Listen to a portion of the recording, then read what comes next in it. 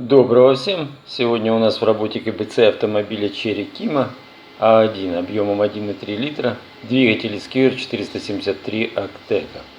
Впрочем, ставится этот двигатель не только на это авто.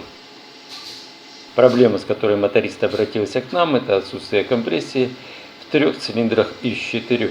Пояснить возможные причины моторист не смог, а они все же были. Это выяснилось позднее, после нашего прямого общения с владельцем этого авто. Но об этом чуть позднее.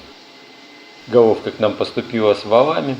Их в этой головке два, по одному на впуск и выпуск.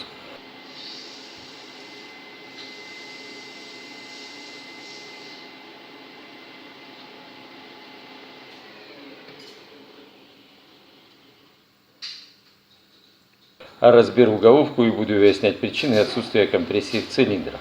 Сперва мне нужно снять валы, а для этого ослаблю болты бугелей, которые удерживают распредвалы в своих постелях. Отпускать болты нужно все и понемногу, чтобы не сломать чугунные распредвалы, которые находятся в подпертом состоянии пружинами клапанов. Бывали случаи, когда выкручивали сразу полностью каждый болт, и в итоге вал шел на конкретный перекос при откручивании последних двух болтов и ломался. С этим нужно быть осторожнее.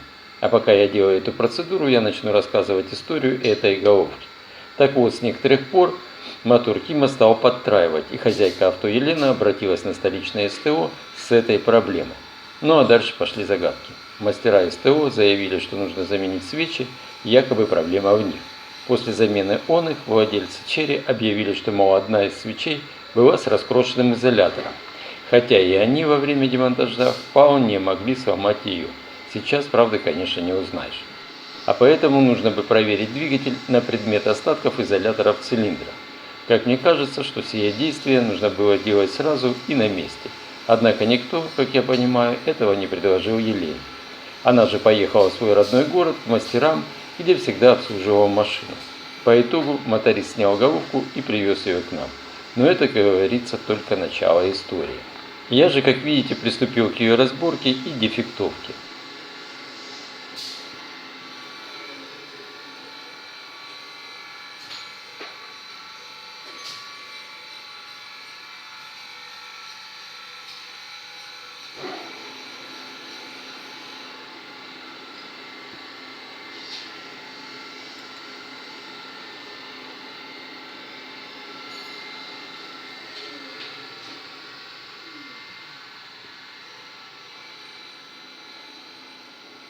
Во время раскручивания бугелей обратил внимание на то, что у двух стоят по одному неродному болту.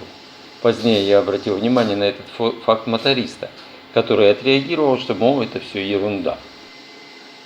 Но я так не считаю, ведь по размеру, по диаметру эти болты никак не подходят. А родной по диаметру стоит в бугеле как вкопанный, а тот неродной, понятное дело, болтается. А ведь распредвал центрируется бугелем именно с такими болтами, и со временем данный бугель запросто может разболтать и раздолбать. И, естественно, убьет и постель. Неужели трудно поставить владельца авто перед данным фактом? Елена же, когда узнала об этом, то спокойно и без проблем заказала требуемые болты, и уже через неделю они с другими запчастями приехали к нам. Но это я забегаю вперед. Запчасти на это авто, впрочем, как и на все китайцы, это вообще отдельная неимоверная история. И о ней чуть позже. А после того, как были скинуты бугели, обязательно требуется осмотреть шейки распредвалов и кулачков на предмет износа. В данном случае и показать-то в принципе нечего. Шейки без задиров и чрезмерных визуальных износов. Позднее промеряем микрометром диаметры шеек и посадочных подшипников, оценим биение валов и только тогда сделаем определенные выводы. Как видим, распредвалы помечены. Цифры мотора 473EX.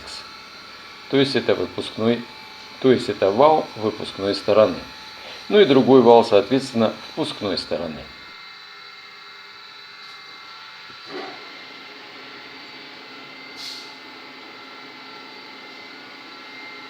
Скидываем распредвалы,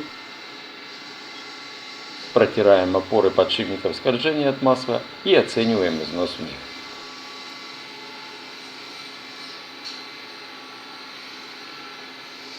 Здесь все хорошо.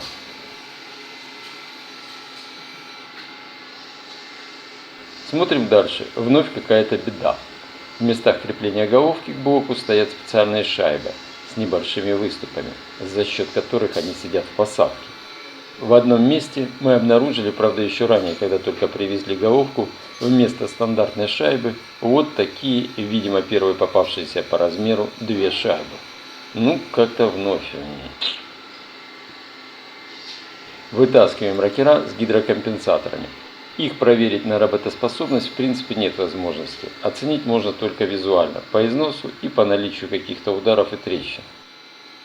Извлекаем их из своих мест и также складываем в поддон.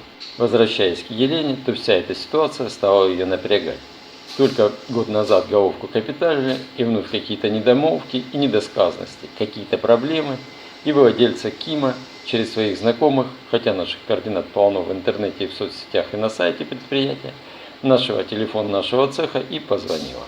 Что самое интересное, на те моменты, на которые я обратил внимание при разборке, моторист отвечал, что, мол, все это мелочи. Ну а Елена так не посчитала, сказав, что это совсем не мелочи. Как оказалось, Елена решила, несмотря на то, что она женщина и не техник по образованию, и далека от всех этих вещей, решила все же вникнуть в проблему, возникшую с ее двигателем, понять, что важно, а что нет. И ее подход мне, безусловно, понравился. А тем временем я продолжаю работать с головкой, переворачиваю головку, проверяю клапаны на разрежение. На этом цилиндре все плохо. Следующий цилиндр практически не отличается от предыдущего. В этом цилиндре стрелка манометра заскочила таки в зеленую зону. И последний цилиндр также ничего хорошего.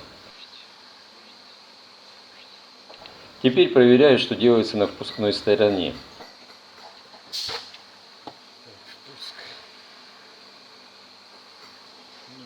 Поменяю присоску на большую.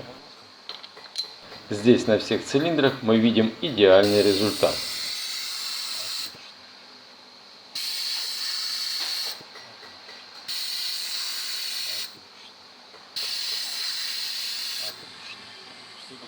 Что ж, буду разбираться с выпускной стороной. А для этого продолжу разбирать головку и приступаю к рассухариванию клапанов.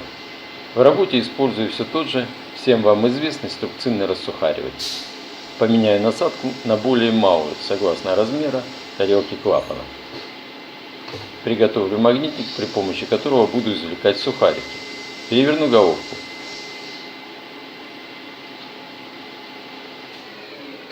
А для того, чтобы без усилий рассухарить клапаны, обстучу тарелки клапанов, чтобы предварительно сдернуть сухарики, и уже затем приступаю к самому процессу рассухаривания. Так вот, Елена позвонила нам, и я подробно описал автовладелице все то, что я увидел подозрительного и странного в этой головке.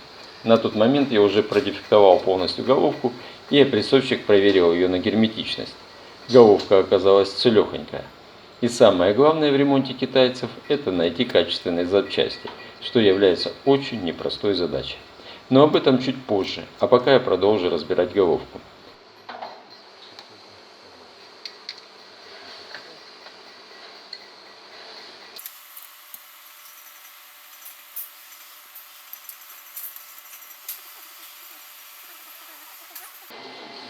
Итак, рассухарив клапаны, извлекаю пружины с тарелочки. Как я уже не раз подчеркивал, если не знаешь, какие пружины стоят на впуске и выпуске, то обязательно нужно их сравнить между собой. По высоте, диаметру, количеству витков, толщине проволоки. В общем, как в той самой игре, найди 10 отличий.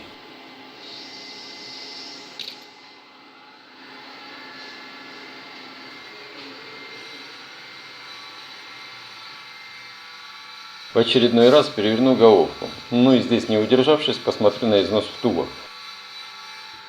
Хотя клапаны во втулке с сальником и стоят на масле. Выпускная сторона, несмотря на все это, изношена порядком. На видео это хорошо заметно.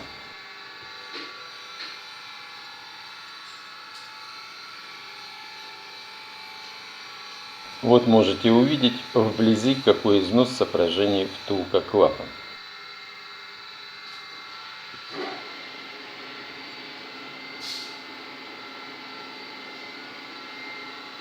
А вот в отличие от выпуска, впуск в нормальном, скорее всего практически в отличном состоянии. Но в этом мы обязательно убедимся при помощи нитромера, когда снимем сальники, почистим, помоем головку от масла и других отложений. Сразу бросается в глаза, что клапаны стоят не родные, не заводские. На заводских нет маркировки в виде цифр, которые обозначают модель двигателя. Здесь цифры 73, они соответствуют двигателю этого авто 473.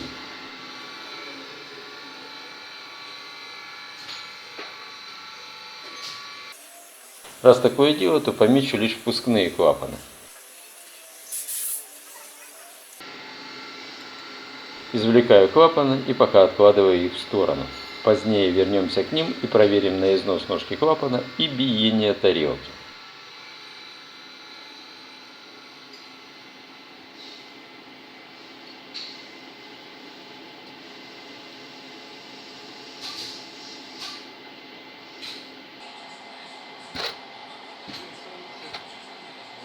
А пока снимем сальники клапанов.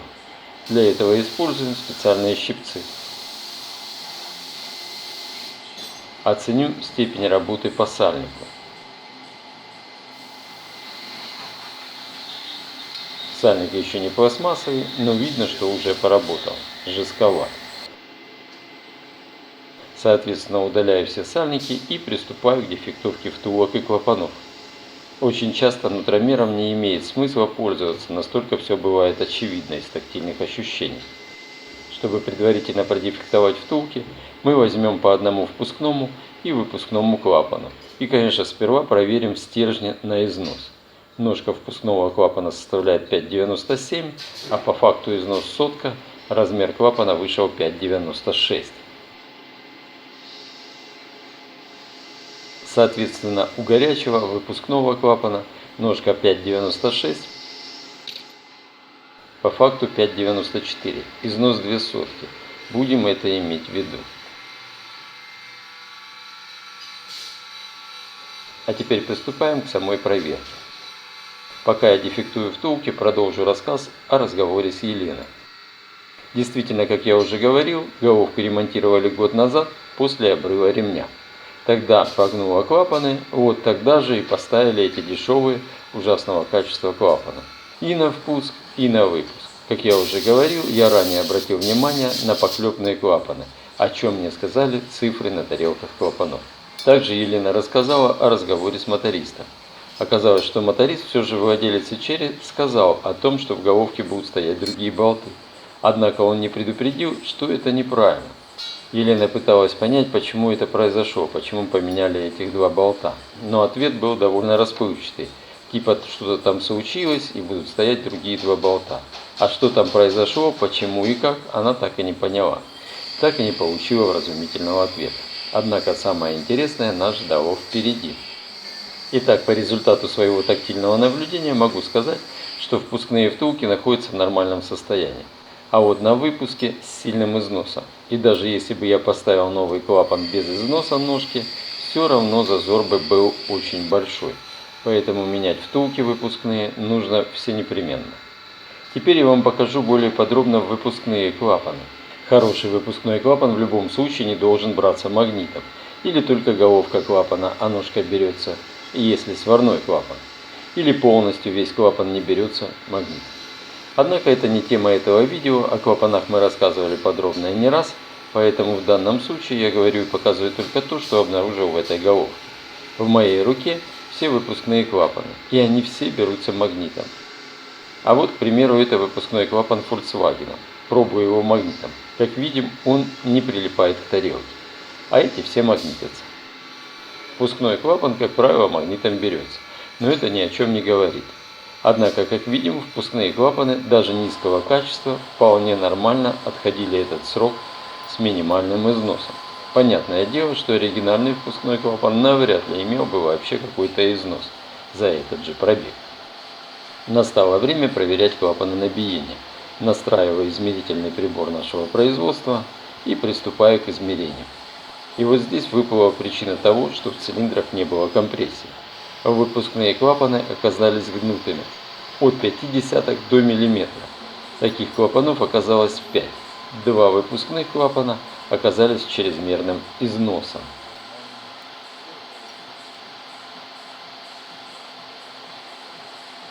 Только один клапан нас вполне устроил, с износом ножки всего лишь 1,5 и без биения. Когда я пригляделся к нему внимательнее, то оказалось, что это вообще оригинальный клапан. Он отличается от всех остальных и не берется магнитом. Впускные клапаны биение имели минимальное, в пределах 1, максимум там на 1 или 2 сотки. Поняв, что в головке произошел некий удар, конечно, я сразу взялся за распредвалы, чтобы проверить, есть ли какие-то отклонения по биению, то есть не погнуло ли их. Если что-то произошло, то придется клиенту покупать новые валы, плюс под них восстанавливать постели, а это очень сильно ударит по карману. На радость автовладелицы валы из допустимых пределов не вышли. Осмотрю седла клапанов. Седла на выпуске расползлись, только вот это седло имеет более-менее хорошую фаску, а в некоторых местах с существенным наклепом по одной стороне. И это понятно. Тарелка клапана бьет больше в том месте, в которое он наклонился. Что же касается впуска, то фаска там более или менее сохранилась хорошо.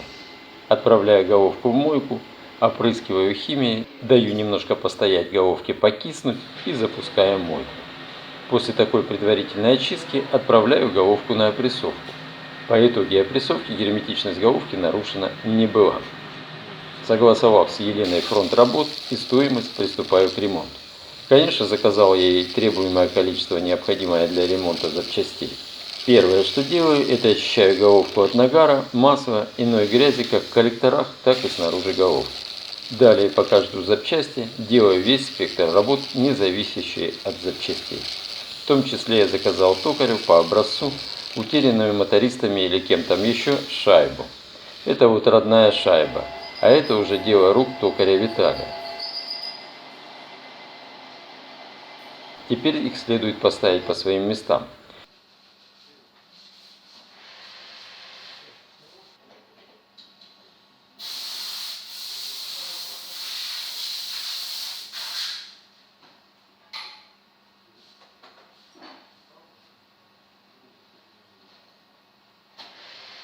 Для этого из моего набора выколоток подбираю подходящую.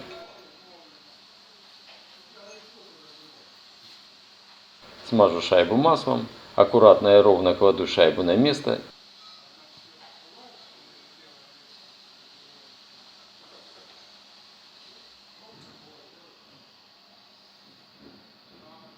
И выколоткой осаживаю ее. Повторяю эту процедуру и со второй шайбой.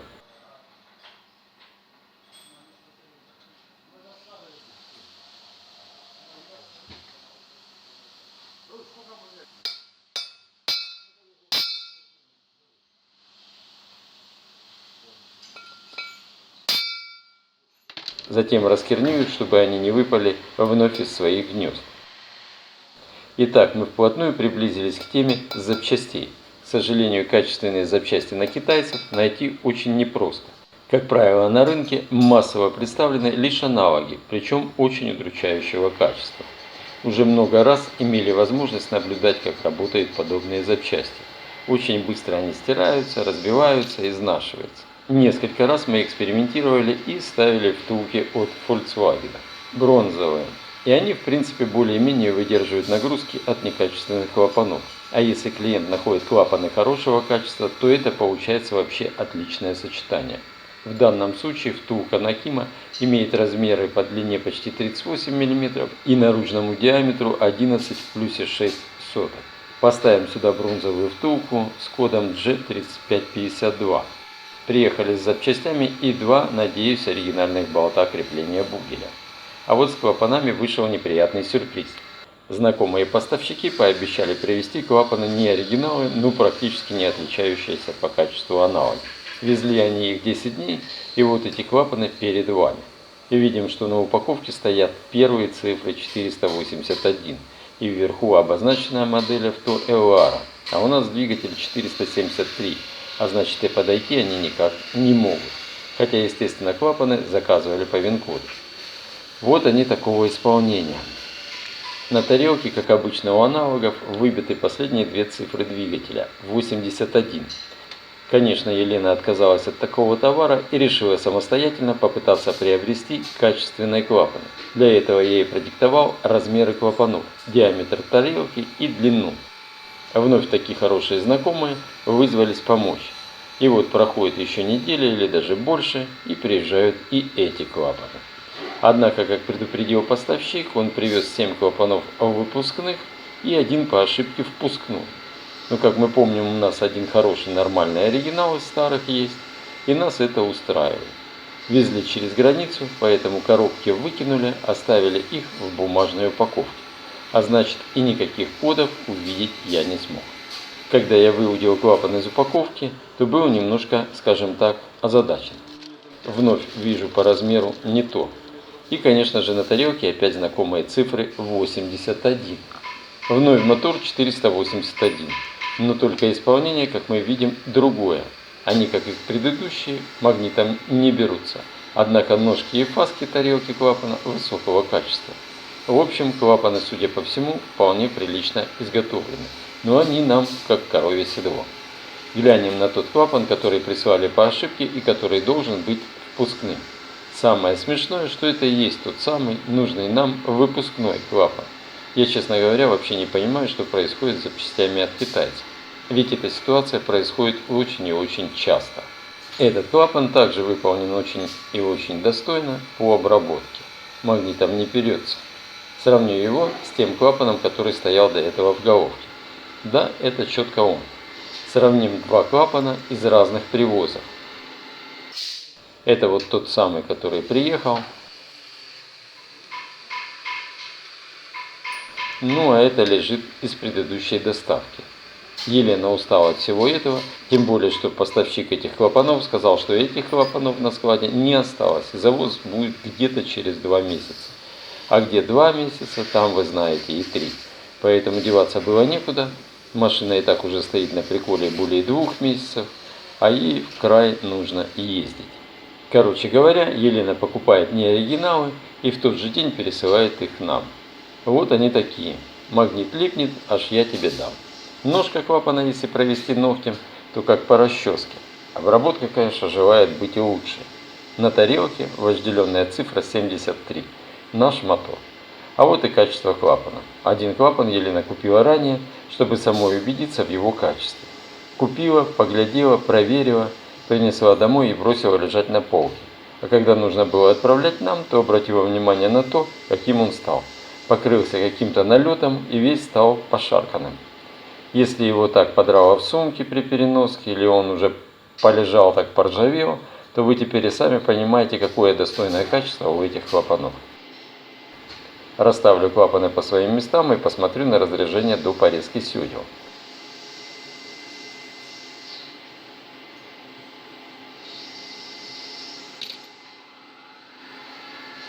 Конечно, оно практически отсутствует. На один цилиндр поставим пару клапанов, те, которые отличного качества. Один, который остался от предыдущего раза, и тот, который привезли перепутанный. Теперь раскидаю по своим местам впускные клапаны. Посмотрю разряжение во впускных коллекторах.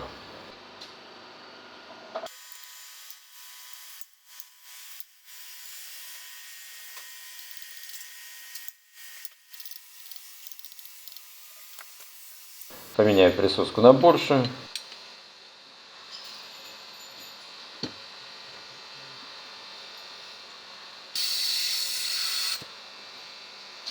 Как видим, здесь разряжение показывает практически идеал.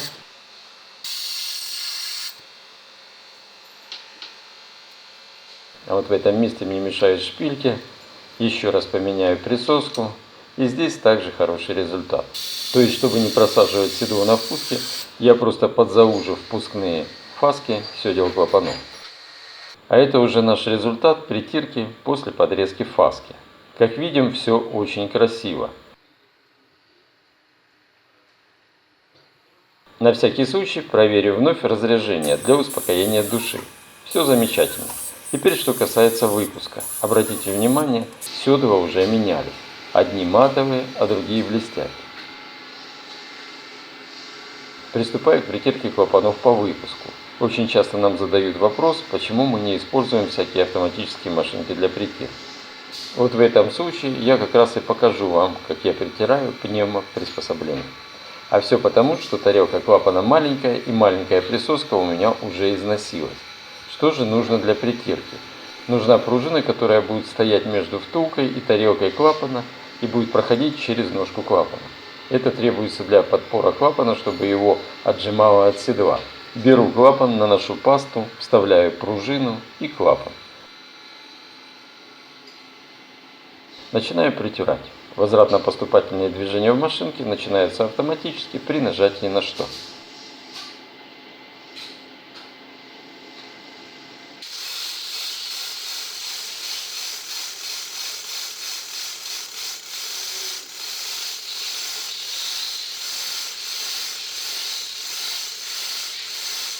Несколько секунд притирки и все готово.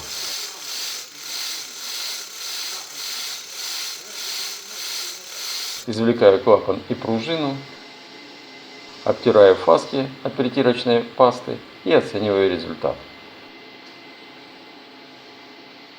Если он меня удовлетворяет, четкая матовая полоска без проплешин и пропусков, и на тарелке клапана, и на седле, заканчиваю притирку.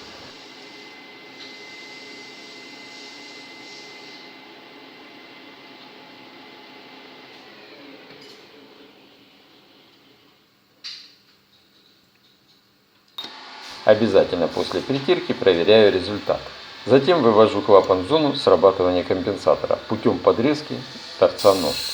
На впуске, так как я заужал, трогать практически не пришлось, только кое-где на 5 сотых. А на выпуске торцануть пришлось где-то десятку, а где-то 2.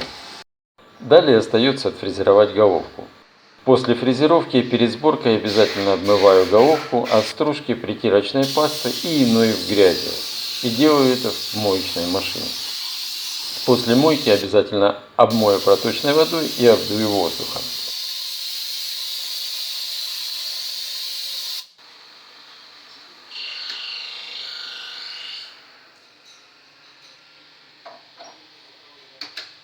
Также подготовлю к сборке все остальные запчасти. Бугели и распредвалы почищу щеточкой на станочке, почищу от налета масла и остатков герметика.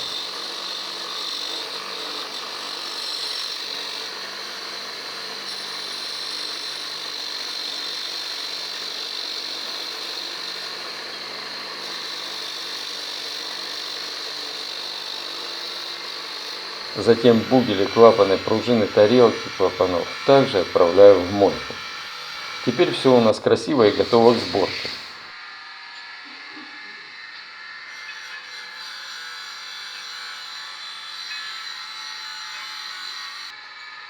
Оправкой надеваю сальники на втулки, сальники Victor Reigns, хотя они почему-то коричневые, ну какие нам привезла Елена.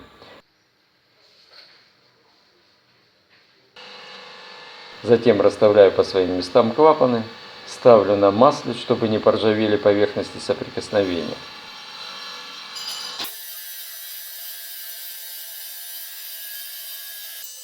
Теперь накидываю пружины с тарелками.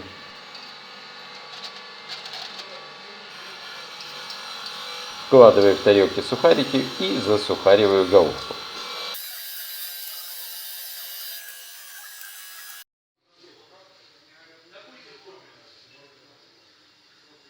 Обязательно обстучу ножки клапанов.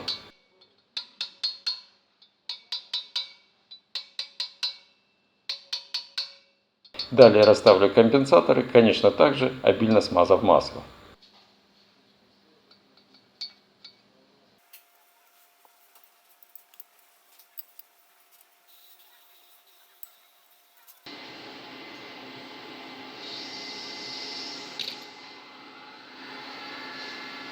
Вкидываю валы, предварительно также смазав шейки подшипников скольжения маслом.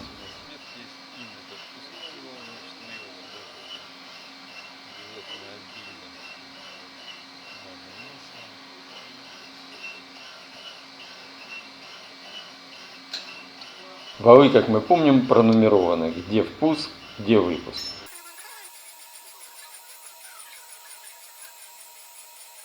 Вновь масло И теперь уже в дело идут прижимные бугели.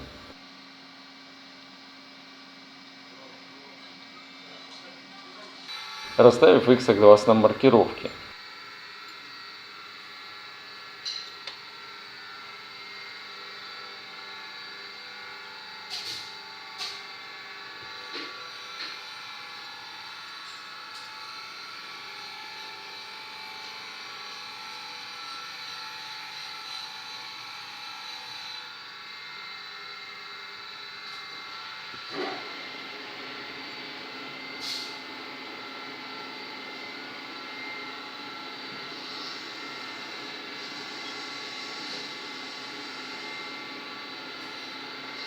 Обязательно болтами обжимаю бугели для того, чтобы проверить их резьбу. Так и есть, одна резьба, видимо из-за того непонятного удара, оборвана. Болт обошелся, а резьбу я восстановил при помощи пружинки. К сожалению, это действие осталось за кадром. Но после восстановления резьбы я до конца собрал головку и выдал такие клиенту готовая работа. А на этом все. Оставляйте комментарии, задавайте вопросы, постараемся ответить. И без аварийных вам поездок.